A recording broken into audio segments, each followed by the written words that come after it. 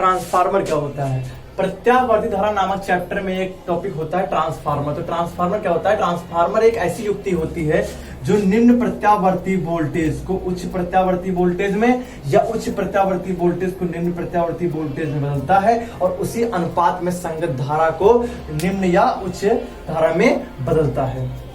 Transformer सिद्धांत क्या होता है? ट्रांसफार्मर अन्योन प्रेरण के सिद्धांत पर कार्य करता है। ट्रांसफार्मर अन्योन प्रेरण के सिद्धांत पर कार्य करता है। अन्योन प्रेरण से समझ लेंगे तो ठीक रहेगा ट्रांसफार्मर समझने के लिए। देखिए, ये अन्योन प्रेरण वैद्युत चुंबकीय प्रेरण चैप्टर में समझाया जा चुका है, लेकिन फिर से मैं इसको समझा दे रहा हूं।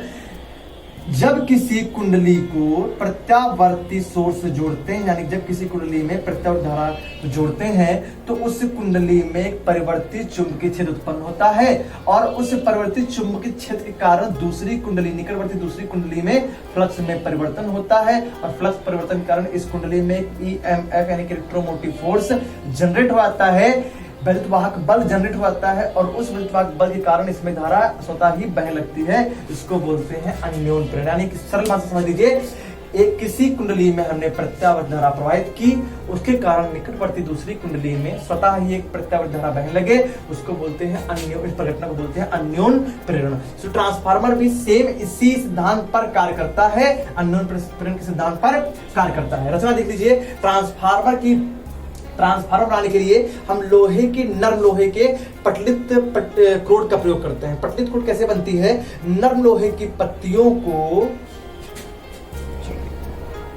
नर्म लोहे की पट्टियों, पटलित क्रोड कैसे बनता है? नर्म लोहे की पट्टियों को वार्निश द्वारा एक के ऊपर रखकर चिपकाकर, एक के ऊपर एक रख करके चिपका करके बनाई जाती है।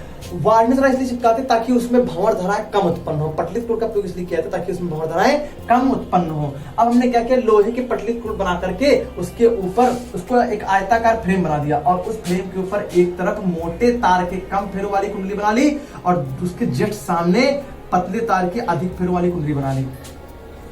अब इनमें से एक का नाम होता है, एक कुंडली का नाम होता है प्राथमिक कुंडली और एक का नाम होता है द्वितीयक कुंडली। प्राथमिक कुंडली से उस प्रत्यावर्ती वोल्टेज जोड़ते हैं जिसको परिवर्तित करना होता है और द्वितीय कुंडली से हमें परिवर्तित प्रत्यावर्ती वोल्टेज प्राप्त होता है। जरूरी नहीं कि मोटे तार वाली ऊपर हो यानी कम फेरे वाली ऊपर हो और ज्यादा फेरे नीचे हो, ऐसा नहीं है। हम अपनी जरूरत के अनुसार इसको ऊपर नीचे यानी कर सकते हैं, इसको प्राथमिक और द्वितीय में परिवर्तित कर सकते हैं। अभी जो मैंने ट्रांसफार्मर आपके सामने बनाया हुआ है इसको बोलते हैं स्टेप अप ट्रांसफार्मर। क्यों? क्योंकि यहाँ पे देखिए लो टू हाई परिवर्तित हो रहा है, यहाँ पे कम है और यहाँ से यहाँ पे ज्यादा है, यानी कि वोल्टेज भी जो होगा यहाँ पे कम, यहाँ पे ट्रांसफार्मर दो प्रकार के होते हैं। एक को बोलते हैं उच्चाई ट्रांसफार्मर, एक को बोलते हैं अपचाई ट्रांसफार्मर। जब प्राथमिक कुंडली मोटे तार की कम फेर वाली होती है और द्वितीय कुंडली पतले तार की अधिक फेर वाली हो तो उसे बोलते हैं उच्चाई ट्रांसफार्मर। इससे क्या करते हैं? इससे हम लोग निम्न प्रत्यावर्ती वोल्टेज को उच्च प्रत्यावर्ती वोल्टेज में परिवर्तित करते हैं, यानी कि लो टू हाई जाते हैं। दूसरा ट्रांसफार्मर होता है हमारा अपचाई ट्रांसफार्मर। इसमें हम लोग क्या करते हैं? इसमें अधिक फेरों वाली पतले तार की कुंडली जो होती है उसको हम लोग प्रत्यावर्ती सोर्स से यानी प्रत्यावर्तीकरण से हम जोड़ देते हैं और मोटे तार की जो कम फेरों वाली कुंडली होती है इससे हम लोग परिवर्तित प्रत्यावर्ती धारा प्राप्त कर लेते हैं। इसमें हम उच्च प्रत्यावर्ती वोल्टेज को निम्न प्रत्यावर्ती वोल्टेज में परिवर्तित करते हैं। ट्रांसफार्मर का कार्यविधि देख लीजिए।